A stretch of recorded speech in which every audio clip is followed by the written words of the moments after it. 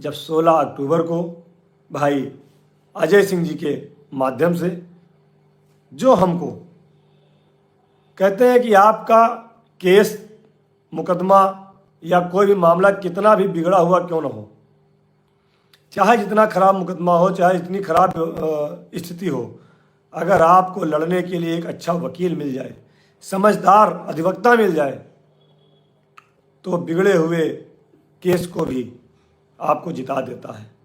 और यही बात हमने पहली मुलाकात में अपने संरक्षक सरकार और शासन में हमारे लिए लगातार पैरवी कर रहे उत्तर प्रदेश के मेरठ सहारनपुर शिक्षक खंड से माननीय एमएलसी श्री श्रीचंद शर्मा जी से हमने पहली मुलाकात में यही कहा था कि सर, हमारा इस समय कोई वकालत करने वाला सरकार में नहीं है, आप हमारी वकालत कर लीजिए, क्योंकि आप भारतीय जनता पार्टी के शिक्षक प्रकोष्ठ के प्रदेश संयोजक हैं।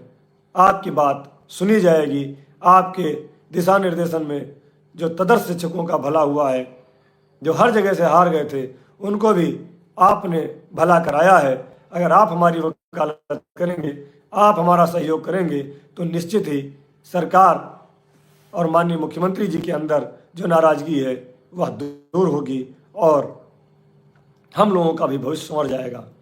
हमने पिछले वीडियो में आपको बताया कि किस तरह से कितनी चर्चाएं हुई, कितनी मुलाकात हुई, कितनी बातें हुई। हमारे संगठन के सभी पदाधिकारियों को हमने बुला करके उनके साथ बैठाया, बातें की, विचार किया, विमर्श किया।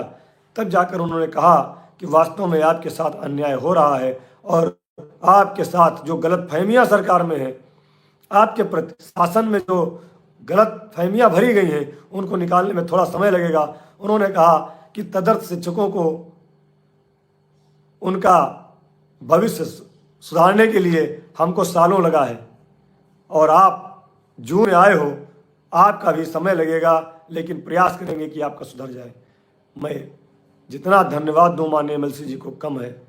मैं उनको कुछ नहीं दे सकता, बस आप सब साथियों के आशीर्वाद से उनको दुआएं दे सकता हूँ।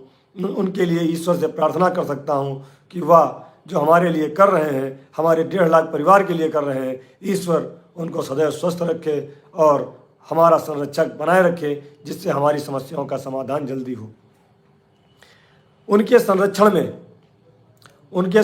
में हम लोगों ने काम किया, उनके बताए हुए रास्ते पर चले और 16 अक्टूबर 2024 को उन्हीं के दिशा निर्देश में, उन्हीं की अध्यक्षता में हम लोग संगठन के पदाधिकारी उत्तर प्रदेश के माननीय मुख्यमंत्री जी से मिले। वह मुलाकात 2022 के बाद पहली मुलाकात थी। 2 साल में माननीय मुख्यमंत्री जी ने समय तो दिया, लेकिन उन्होंने वह सारी बातें कहीं जो बातें उनके मन में थी। हम लोगों ने स्वीकार किया कि हमारे कुछ लोगों की गलतियां थीं, लेकिन महाराज जी उसमें 1.5 लाख शिक्षा मित्र परिवार पिस रहा है और पुरजोर वकालत हमारे माननीय एमएलसी महोदय ने की, पुरजोर वकालत की। और माननीय मुख्यमंत्री जी ने कहा कि अब ये बच्चे बड़े हो गए हैं और इनको हमारी सरकार ने लगाया था शिक्षा मित्र की नौकरी पर, और अब महाराज जी आपकी सरकार है, कुछ लोगों की सज़ा पूरे समुदाय को मत दीजिए और इनका कुछ भला करा दीजिए। माननीय एमएलसी महोदय के एक एक शब्द जो माननीय मुख्यमंत्री जी से उन्होंने निवेदन किया हम शिक्षा मित्रों के लिए, हम कभी नहीं भूलेंगे। माननीय मुख्यमंत्री जी ने कहा था, हमने कई बार आपसे बताया कि आप लोग जो गलतियां किए हो, अब गलतियां मत करना, पॉजिटिव सरकार के प्रति रहिए। उपचुनाव के बाद हम आपके लिए निर्णय लेंगे। और उस बीच में आपने देखा होगा माननीय एमएलसी श्री चंद शर्मा जी के साथ, माननीय एमएलसी श्री हंसराज विश्वकर्मा जी के साथ हम लोगों ने प्रमुख सचिव बेसिक शिक्षा माननीय बेसिक शिक्षा मंत्री जी से लगातार संपर्क समन्वय बना करके रखा और अपनी बातों को बताते रहे। जहाँ जहाँ जो चीज़ें शासन के अंदर भ्रांतियाँ थीं, जो सोच रहे थे कि इन समस्याओं का हल नहीं होगा, उनको माननीय एमएलसी महोदय के माध्यम से हम लोगों ने खुल करके बात किया और उसका नतीजा ये था कि मूल विद्यालय वापसी, जिसको शासन सरकार मना कर रही थी, मूल विद्यालय के साथ साथ हमारी महिला बहनों को अंतर जनपदीय स्थानांतरण की भी सौगात मिली।